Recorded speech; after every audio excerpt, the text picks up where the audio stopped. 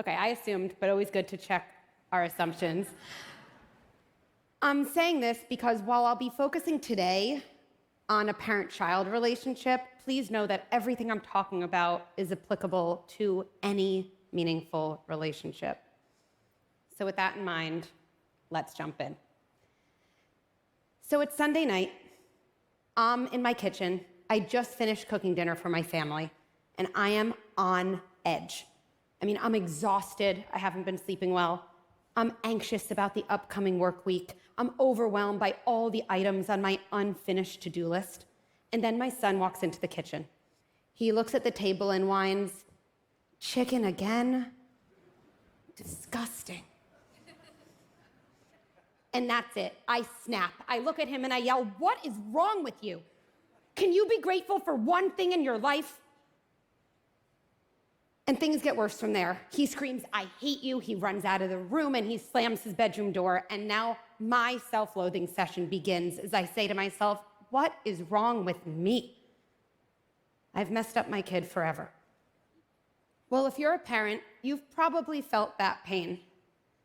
For me, it comes with an extra layer of shame. I'm a clinical psychologist, and my specialty is helping people become better parents. And yet, this is true as well. There is no such thing as a perfect parent. Mistakes and struggles, they come with the job, but no one tells us what to do next. Do we just move on? Kind of just pretend the whole thing never happened? Or if I say something, what are the words? Well, for years, as a clinical psychologist in private practice, I saw client after client struggle with this question. And now, as the creator of the parenting content and community platform Good Inside, I see millions of parents around the globe struggle with this issue. All parents yell. No one knows what to do next. Well, I'm determined to fill this gap. After all, there's almost nothing within our interpersonal relationships that can have as much impact as repair. Whenever a parent asks me, what one parenting strategy should I focus on, I always say the same thing: get good at repair. So what is repair? Repair is the act of going back to a moment of disconnection, taking responsibility for your behavior, and acknowledging the impact it had on another. And I want to differentiate a repair from an apology, because one apology often looks to shut a conversation down. Hey, I'm sorry I yelled. Can we move on now? A good repair opens one up. And if you think about what it means to get good at repair, there's so much baked in realism and hope and possibility. Repair assumes there's been a rupture. So to repair, you have to mess up or fall short of someone else's expectations. Which means the next time I snap at my kid or my husband or my work colleague, instead of berating myself like I did that night in the kitchen, I try to remind myself I'm focusing on getting good at repair. Step one is rupture. Check that off. I crushed it. Step two is repair. I can do this. I'm actually right on track. So let's get back to my example. I'm in the kitchen, my son is in his room. Well, what will happen if I don't repair? That's really important to understand and helps us make a decision about what to do next. Well, here are the facts. My son is alone, overwhelmed, and in a state of distress because, let's face it, his mom just became scary mom. And now he has to figure out a way to get back to feeling safe and secure. And if I don't go help him do that through making a repair, he has to rely on one of the only coping mechanisms he has at his own disposal: self-blame. Self-blame sounds like this: something's wrong with me. I'm unlovable. I make bad things happen. Ronald Fairburn may have said it best when he wrote that for kids, it is better to be a sinner in a world ruled by God than to live in a world ruled by the devil. In other words, it's actually adaptive for a child to internalize badness and fault, because at least then they can hold on to the idea that their parents and the world around them is safe and good. And while self-blame works for us in childhood, we all know it works against us in adulthood. Something's wrong with me. I make bad things happen. I'm unlovable. These are the core fears of so many adults. But really, we see here, they are actually the childhood stories we wrote when we were left alone following distressing events that went unrepaired. Plus, adults with self-blame are vulnerable to depression, anxiety, deep feelings of worthlessness, none of which we want for our kids. And we can do better. And it doesn't mean we have to be perfect. When you repair, you go further than removing a child's story of self-blame. You get to add in all the elements that were missing in the first place: safety, connection, coherence, love, goodness. It's as if you're saying to a child, I will not let this chapter of your life end in self-blame. Yes, this chapter will still contain the event of yelling, but I can ensure this chapter has a different ending, and therefore a different title and theme and lesson learned. We know that memory is original events combined with every other time you've remembered that event. This is why therapy is helpful, right? When you remember painful experiences from your past within a safer and more connected relationship, the event remains, but your story of the event, it changes, and then you change. With repair, we effectively change the past. So let's write a better story. Let's learn how to repair. Step 1, repair with yourself. That's right. I mean, you can't offer compassion or groundedness or understanding to someone else before you access those qualities within yourself.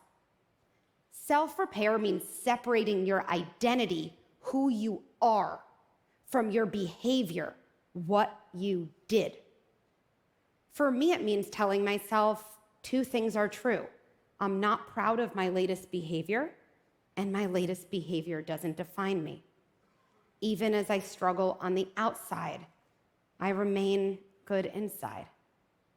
I can then start to see that I'm a good parent, identity, who was having a hard time, behavior, and no, this doesn't let me off the hook. This is precisely what leaves me on the hook for change. Because now that I've replaced my spiral with groundedness, I can actually use my energy toward thinking about what I want to do differently the next time. Oh, and I can now use my energy to go repair with my son. Step 2, repair with your child. There's no exact formula. I often think about 3 elements. Name what happened, take responsibility, state what you would do differently the next time. It could come together like this. Hey, I keep thinking about what happened the other night in the kitchen. I'm sorry I yelled. I'm sure that felt scary, and it wasn't your fault. I'm working on staying calm, even when I'm frustrated. A 15-second intervention can have a lifelong impact. I've replaced my child's story of self-blame with a story of self-trust and safety and connection. I mean, what a massive upgrade. And to give a little more clarity around how to repair, I want to share a few examples of what I call not repair, which are things that come more naturally to most of us, definitely me included. Hey, I'm sorry I yelled at you in the kitchen, but if you wouldn't have complained about dinner, it wouldn't have happened. Been there, okay? Or, you really need to be grateful for things in your life, like a home-cooked meal. Then you won't get yelled at. Not only do these interventions fail at the goal of reconnection, they also insinuate that your child caused your reaction, which simply isn't true and isn't a model of emotion regulation we want to pass on to the next generation. So let's say we've all resisted the "it was your fault anyway" not repairs, and have instead prioritized a repair that allows us to reconnect. What might the impact be? What might that look like in adulthood? My adult child won't spiral in self-blame when they make a mistake and won't take on blame for someone else's mistake. My adult child will know how to take responsibility for their behavior because you've modeled how to take responsibility for yours. Repairing with a child today sets the stage for these critical adult relationship patterns. Plus, it gets better. Now that I've reconnected with my son, I can do something really impactful. I can teach him a skill he didn't have in the first place, which is how kids actually change their behavior. So maybe the next day I say, you're not always gonna like what I make for dinner. Instead of saying, that's disgusting, I wonder if you could say, not my favorite. Now I'm teaching him how to regulate his understandable disappointment and communicate effectively and respectfully with another person. That never would have happened if instead I had been blaming him for my reaction. So here's the point where you might have a lingering concern. Maybe you're thinking, I have a feeling my kid's older than your kid. I think it's too late. Or, I've done a lot worse than you did in the kitchen. Maybe it's too late. Well, I mean this. If you have only one takeaway from this talk, please let this be it. It is not too late. It is never too late. How do I know? Well, imagine right after this, you get a call from one of your parents. And if neither of your parents are alive, imagine finding and opening a letter you hadn't seen until that moment. Okay, walk through this with me. Here's the call. Hey, I know this sounds out of the blue, but I've been thinking a lot about your childhood. And I think there were a lot of moments that felt really bad to you. And you were right to feel that way. Those moments weren't your fault. They were times when I was struggling, and if I could have gone back, I would have stepped aside. I would have calmed myself down and then found you to help you with whatever you were struggling with. I'm sorry. And if you're ever willing to talk to me about any of those moments, I'll listen. I won't listen to have a rebuttal. I'll listen to understand. I love you. I don't know many adults who don't have a fairly visceral reaction to that exercise. I often hear, why am I crying? Or, listen, that wouldn't change everything, but it might change some things. Well, I definitely do not special in math, but here's something I know with certainty. If you have a child, that child is younger than you are. Always true. The story of their life is shorter and even more amenable to editing. So if that imagined exercise had an impact on you, imagine